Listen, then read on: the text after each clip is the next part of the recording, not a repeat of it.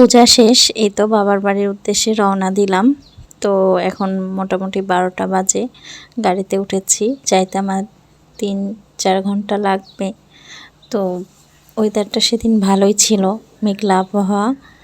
তো আমার তো একদম ঈদের ছুটি হয়ে গেছে একবারেই, মানে কয়দিনের জন্য বাবার বাড়িতে আসলাম প্রায় 6 মাস পর।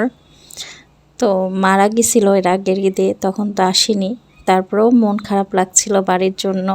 তো এবার এসে ভালো লাগছে। এসে দেখি রাজশাহীর আম, মানে আমার দিদিদের বাগানের আম। আর ওই যে মায়ের জন্য একটা গিফট নিয়ে আসছি, সেটা দেওয়াতে মা অনেক খুশি হয়েছে। আর বাবার বাড়ি আসলে নিজেরও তো খুশি লাগে, মানে সব খুশি একসাথে। তো এই তো মাকে এটা দেওয়ার পরে মা অনেক খুশি হয়েছে। আর সবাই মোটামুটি ভালো আছে বাড়িতে, কিন্তু এখানে হচ্ছে আমার বড় মা, সে মারা গেছে, ওই জন্য একটু মনটা খারাপ ছিল। আর মারা পিতলের জিনিস কিনছে, সেটাও দেখলাম। আর এখন সন্ধ্যাবেলা চা খাচ্ছি, এদিকে দিদিরা হচ্ছে লিচু নিয়ে আসছিল, এটাও ভাগ করলো। আর রান্না হচ্ছে মুরগির মাংস। তো মা বলল যে তুই কর, মা সব জোগাড় করে দিয়েছে।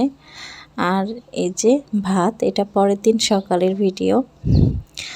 তো মাংসটা আমি রান্না করছি। আসলে ওই তো মা যে আমার বাড়ি করছে, আমি মায়ের বাড়ি। আসলে ওরকম কোনো বাধা ধরা নাই যে করাই লাগবে, এখানে আসলে তো আরামই। তারপর টুকটাক যা করার একটু মাকে হেল্প করি। তো হয়ে গেছে রান্না, এরপরে খাওয়া দাওয়া করব। আর একটু ঘুরতে যাব। তো এই তো মাংসটা কালারটা অনেক সুন্দর হয়েছে না? হ্যাঁ, খেতেও ভালো হয়েছে। তো এখন এই তো মা সবাইকে খেতে দিচ্ছে। আর বাড়িতে গেলে সবাই একসাথেই খাওয়া হয়। এই যে পাশে হচ্ছে আমার জামাইবাবু আসছে।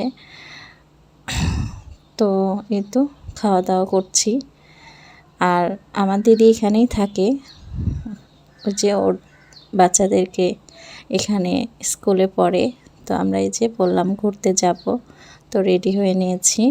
আর এই শাড়িটা হচ্ছে মায়ের, কেমন লাগছে বলো তো বন্ধুরা।